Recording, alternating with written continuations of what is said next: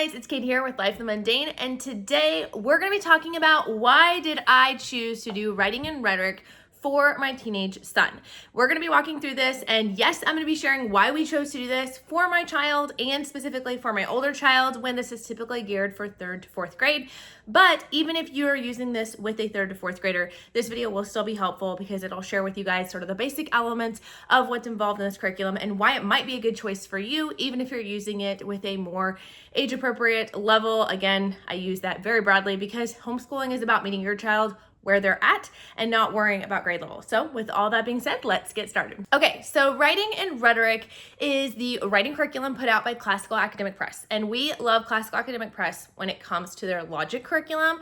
I've done an entire video about that, and you can see more about it. I'll link it down in the description below. But absolutely love it. Hands down would recommend it to everybody. But this writing curriculum is one that my mom actually used with my younger brother. And she loved it. She was like, I really think this might be good for my son. And so I went ahead and took a look at it and I fell in love with it. This is very open and go. It doesn't take a lot of teacher training. There is a teacher book that comes along with it, and I'm going to show you kind of inside of both of these a little bit. But we are going to be utilizing this year for my son, and he is actually going to be doing it sort of alongside a tutor. Tutor's not quite the right word, but basically we're doing sort of a what's called like a learning lab. So he will have this subject and another one that he will take with him 2 days a week for about an hour and a half to this learning lab where there'll be somebody there who can assist him and who can help him and come alongside him and work with him when he needs it. And then when he doesn't, he can work independently. And I think this is going to be that perfect blend of both, where they can easily help him with the use of the teacher's book, but where he can also do portions of it independently. So let's take a look inside and let me show you guys why I chose this curriculum. All right, so let's take a look inside and let me explain why we chose this for our son. So if you follow their suggested ages and recommendations, the first 2 books are for grade 3 through 4, then 4th through 5th, 5th through 6th, all the way up to 8th and 9th. I'm going to be using this with a 10th grader. The beauty of homeschooling is you can utilize material that you feel like your child is ready for or not ready for. You could do it with a 3rd and 4th grader and take 5 days to do it instead of their suggested 3 to 4 day schedule. You can modify this for an older child. There are lots of different ways that you can work with curriculum, and don't ever let the suggested ages be something that dictates it to you. These are just suggestions, and even Classical Academic Press, who made these suggestions, fully believes that wholeheartedly, and they recommend you find where your child works at best. Yes, some of these concepts in these first books are going to be a little bit easier for my son. However, there are some really important building blocks, as you can physically see here, that are built upon in later lessons. And I wanted to make sure he had that good, strong foundation before moving into the later books. So that is why we decided to start him where he is at. The first book deals with fables. And this whole idea is that you're teaching your child how to write and reason based on quality literature, on looking at, interacting with, kind of playing and working with good quality examples. They do have a suggested week schedule of how you can do this in 3 or 4 days. There are some great videos online. I will link one that I found really, really helpful on how you might break this down into 5 days if you're working with a younger child or a reluctant writer. And I found this video really, really helpful, so I'll link that down below as well. But it kind of just walks you through why do they teach this way? What is this method? And I think I am gonna read this with my son so that he understands the why behind it. And then it kind of walks you through what are the objectives, what are they gonna be learning, how is this all broken down? And I would recommend checking that out if you get this book. So with a lesson, what I like about it is it's doable. It's not overwhelming. It's not a lot of material. You can break it down however you want, but it's really looking at the material in a lot of different ways. So first you start with your actual lesson part. So if there's a concept that's going to be taught, that's going to be at the beginning. So right now, because we're talking about fables, they're like, what is a fable? What is a moral? What are the different elements to that? And that's the lesson part. Then this is the fable itself. So you're going to read this aloud to your child, or since I'm working with an older child, they'll probably read it themselves. And then you're going to have a talking about it section. These narration and rhetoric sections are going to take your child to looking at the story in a deeper way. My son has auditory processing. He has autism. He has dyslexia. There's a lot of things that make communication a challenge for him and being able to explain himself in a way that makes sense. And this is something we've really been wanting to work on. And I think this is going to help him because it goes through and it asks questions. And some are just very, point blank answers. What happened in the story? That's just a clear-cut answer. And other ones are going to be working more on that reasoning skills. Why do you think this is the case? Have you ever been strong and helped someone who was weak? Have you ever helped by someone who is stronger than you? So they're going to have to go in, they're going to have to give those real life examples.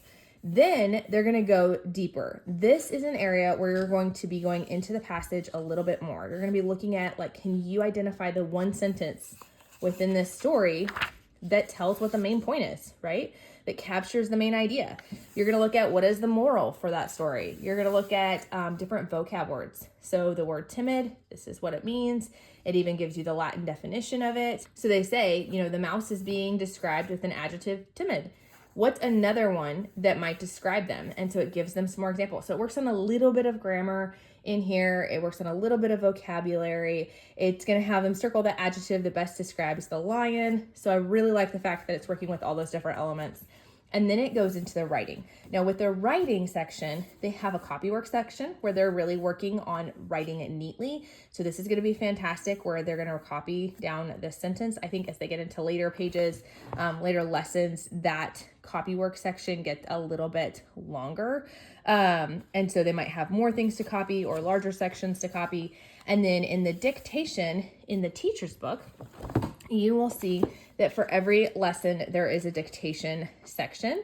And with that, you're going to read aloud what your child needs to write. This is a place where they're going to work on their listening skills. This is a place where they're going to work on their spelling because you're not telling them how to spell things. You're just reading it. And then you'll also tell them the punctuation so they can write that down. And they're going to have to listen and copy that from your verbal instructions. So again, this is working on a lot of different elements here. And when it comes to comprehension and understanding, it's working on spelling and handwriting. It's working on grammar and vocabulary as well as writing. So I just love the fact that it was kind of all in one, all of our areas that we need some help in. So you're going to dictate to them. They're going to write that down. Then they're going to do sentence play.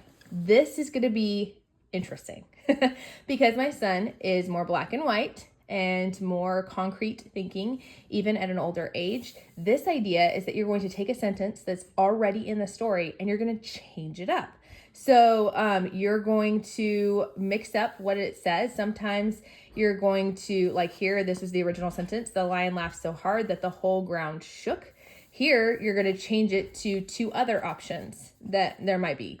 And, or you're maybe going to rewrite something or summarize it or edit something out of it. And this sentence play section on this first lesson is very small, but when you flip to the back of the book, you're going to see the sentence play grows quite a bit. So you're going to have this section and then here, and it goes into that before it gets into the actual writing section. So again, it just kind of builds in a methodical way. I love that.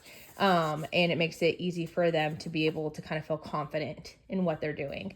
So with this, now he's going to do his rewrite. So he's going to rewrite this fable, but he's going to write it with a different animal. So it's still going to be the mouse, but it needs to be another strong animal that doesn't change the meaning of it. So he's going to fill that in. It gives them detailed instructions on how to do that.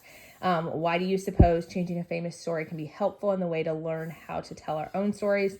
He's going to have to give an answer for that. And then they have a speak it section.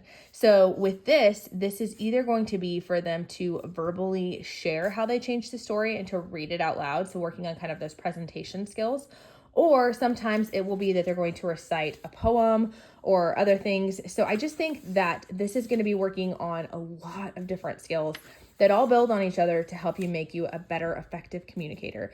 And so with that, I think my son can handle that. Yes, these are a lot of areas that he struggles in, but also at the same time, because the text, the source text here is more simple and easier to understand, I feel like it will make some of this a little bit easier.